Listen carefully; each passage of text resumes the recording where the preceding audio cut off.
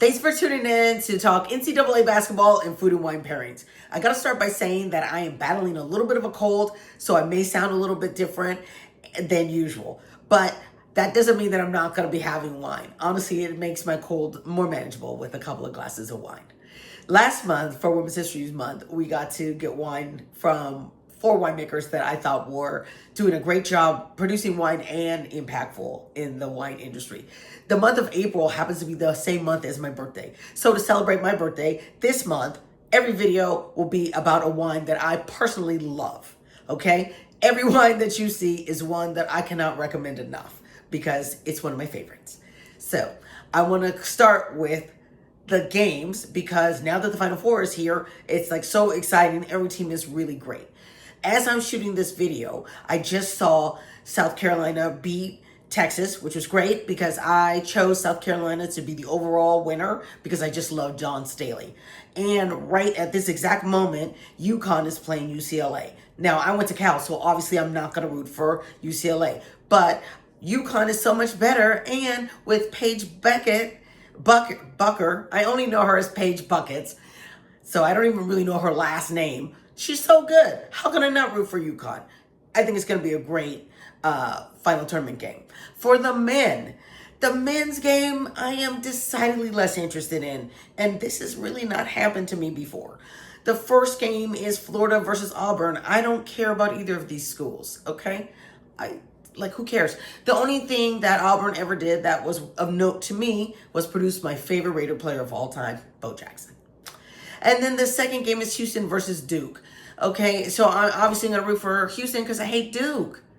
But it's like, there's no real winner for me in any of these matchups.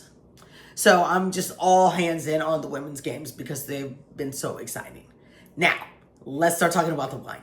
So today's wine is a wine from my favorite winery in Mexico. Now, many people are not as familiar that wine is being made in Mexico. They're familiar that Mexico has a long beer making tradition and, of course, making tequila and mezcal. But what you don't know is that the first grapevines in all of North America were planted in Mexico in a city called Parias. And that was in 1597. Okay, so that predates the U.S. even being a country. Now, just like early grape plantings, these grapes were planted by Catholic priests or monks because the wine was needed for religious services. But let's not let all of that religious nonsense prevent us from enjoying some delicious wine. So today, the wine that we are having is called Xolo, and this is the 2020, I'm going to push it up so you can see it, 2020 Nebbiolo and Cabernet Sauvignon blend. Xolo is my favorite winery in Mexico in the Valle of Guadalupe. I was there last year and I was down there for 4 days and I managed to go to this place twice. I had already been there before, so I already knew that it was delicious. Even though there are over 100 wineries and many I haven't been to, I made time to go back to this one twice because the wine is amazing, the location is incredible, and the people could not be nicer. Now, I want to point out a couple of things that are fun about Xolo's label. If you look right here, this little image is actually of a dog. Xolo is an abbreviation for the name of a dog.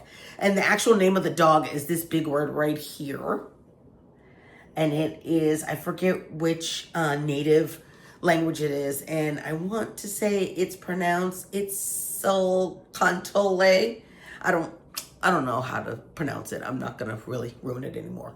But Xolo is the abbreviation for that dog, and that is a hairless dog that is thought to help you through the afterlife. If you saw the movie Coco, the little boy Coco was being followed by a dog. That dog is a Xolo dog, which is, as I mentioned, a black hairless dog. When you go to the winery, they have two of these black hairless dogs there, so you can see them and pet them. And you know, they have kind of doubled down on using that symbol because it's even on right here on the cork. Now, let's really get into this wine because this wine is incredible. This wine is 80% Nebbiolo and 20% Cabernet Sauvignon. Okay, now I have to say to you that Nebbiolo is an Italian grape and it is generally only grown in Italy. There are a couple places in California that grow it and are having moderate success. But some of the conditions in the Guadalupe Valley in Mexico are the same as in Italy. So Nebbiolo grows really great there. And honestly, the best glass of Nebbiolo wine I ever had came from Mexico. I am constantly searching. I didn't want to spend $100 on the bottle of wine at the day that I had it. I just felt like that's crazy. But now I'm like, ugh, I wish I'd spent $100 because then I could be enjoying this wine over and over again. But I don't know what it is. So this has led me down a rabbit hole where I'm constantly trying Nebbiolos whenever I'm getting Mexican wines. But as luck would have it, this one's amazing. All right, let's take a look in the glass. It's like a very dark purple color. Look at that. I mean, it's just incredible. And then on the edge, it has got kind of a brown edge. This wine is aged for 12 months in an oak barrel. And it is a French oak barrel. And it is 14% alcohol. So I'm going to tell you right now, it is like, you don't have to have too many glasses before you're like, woo, I've had a lot going on. Now, as I mentioned, I have a little bit of a cold, so I really could not smell any of the notes on the wine. So I had to take what it said on their website. And I generally don't like to do that because I don't find that to be exactly what's happening. But according to the website, and I'm just going to read it because I wrote it down, it should smell like blackberries, black cherry, mint, and green bell pepper. Now, I can't taste as well, you know, when you can't really smell, your taste buds aren't as good, but I was able to get some of the sips. So, on the tongue, it's like really rich and silky. It has like a kind of a smooth taste, velvety when it's in your mouth. It has medium tannins. It has a really long finish. It does taste a little bit like green bell pepper. It has a very herbaceous taste about it. So when they say mint, that makes a lot of sense. And there is kind of a black fruit flavor. I can't put my finger on it. I can't say for sure it's black cherry or blackberry or black currant. You know, I don't know. But there is like a fruit flavor, and I know it's like a dark black fruit. It's incredible, okay? This wine is so good. I cannot recommend it enough. And on top of that, this wine is priced to move. It's $36. Now, I paid $36 in Mexico. I don't know exactly where in the US you can get this, like full disclosure. When I want Mexican wine, I just go to Mexico and get it. But if you can find it, I cannot recommend it enough. It is Xolo, here we go, 2020 Nebbiolo and Cabernet Sauvignon.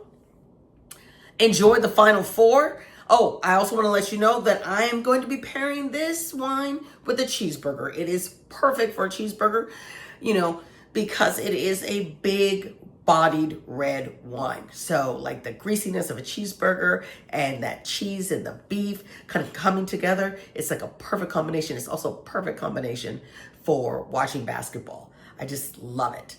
So enjoy the games. I will see you next week with another one of my favorite wines. Cheers.